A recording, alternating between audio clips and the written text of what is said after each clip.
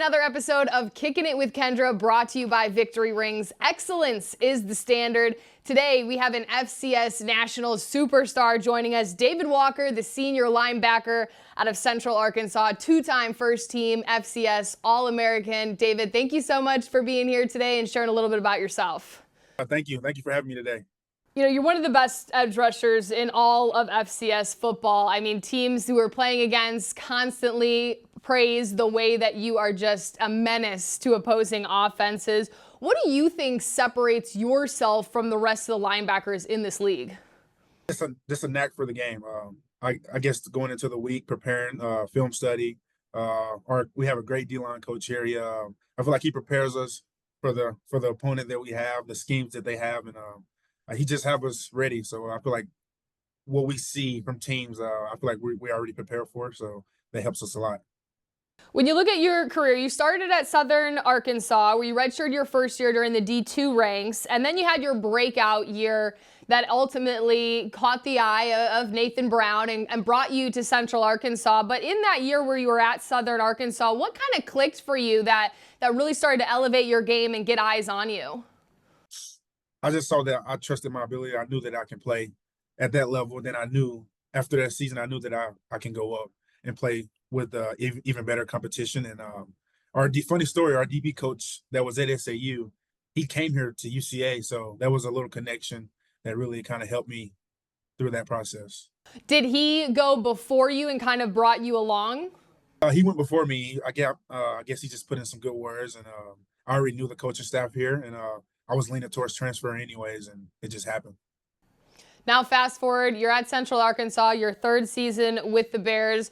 Where have you seen the biggest improvement in your game as you look out where you started to where you are now? Just hand usage, getting off blocks, just being able to break down film to where I can see the play coming before it comes, so I can get a good jump off the ball, and just being a student of the game. I feel like that has helped me excel to the player I am today. What does your off season look like? Are you still constantly watching film in the off season, or where do you focus your training to try and get better? Usually for the first part of the off season and then the summer, I'll say the summer, I'll try to go on a mission trip. I like to travel. I like to go spread the word, and then the second semester, our D-line coach here, he actually stays here and helps us. We did a lot of one-on-one this summer, hand usage, getting off blocks, and just repping it every day, every day. It was so much, but I feel like it's paid off.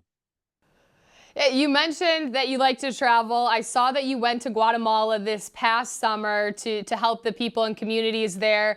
What were your biggest takeaways from that experience? The genuineness of people, the loving, the caring. These people don't even know you, and how much they just pour into you and just give you their last. I feel like that's the biggest takeaway when you go to visit different countries. The genuineness of the people there and the loving, and I'll just say just the camaraderie of stuff it was awesome. If you had to pick one highlight moment from that trip, what would it be? Getting to share the gospel. I feel like that was a big highlight, just because of the language barrier. Being able to share them what they are missing and what they need, and being able to install water filters in their homes, and it was I'll say that. Awesome. And kind of going back to football now, you get that 1-point win over West Georgia last week. What is special about this team in finding ways to win when maybe your offense isn't necessarily having that production that it usually has week in and week out? I feel like last year we kind of blamed it on each other, and that didn't help us very well. But this year, I feel like we're just leaning on one another. We just depending on each other. If offense gets a 3 and out, or a defense, we got to go out there and get a stop. So I feel like that really helped us prevail at the end, because we knew we had to get a stop, or we knew we had to get the ball back to the offense. So I feel like it's just a one. We are one this year for sure. How do you create that identity as we are one from, a year-to-year basis where, you have a lot of same guys returning, but you incorporate those new pieces? How were you guys able to find that unity? It's a culture thing. We've been with this team when we were down, when we started 5-4, then 7-4, then just being there together and not letting people leave. just staying together, hanging out with each other, just building that bond that's outside of football. So when tough times come, like that 1 point possession win, that we can count on one another. And I know you're close with the defensive line coach, but in your relationship with Coach Brown, how has that grown over your time as now you're in year 3 with him? Since day one, he always been an honest man to me. He took me in. He gave me an opportunity to play at this level and to be the best that I can be. And I feel like he just put me in situations where I can succeed. And I feel like he called me out on the places where where he needs to count on me, and I have to do what's needs to be done. So I feel like our relationship has grown a lot, especially outside of football. I'm very big with his kids and his family. So I feel like it's just more than just a football coach. Are you playing games with the kids when you go over? I'm sure he invites you guys over quite a bit. Yeah, we play Fortnite together all the time. We played actually last night too. So Oh my gosh. So are his kids pretty good? Are you beating them or letting them win? his son is actually pretty good at Fortnite. So Obviously, NFL scouts are looking your way with just the product that you've been able to put on the football field. What's the message that you would want to send to organizations possibly looking at, what value you could add on the field and off the field to their organization? I feel like I'm a heads up guy. I feel like you can count on me. What separates me is my effort. I'll continuously try to get to the ball. If I can't get to the ball, I'm running to the ball at least. Just being that guy that's the front line.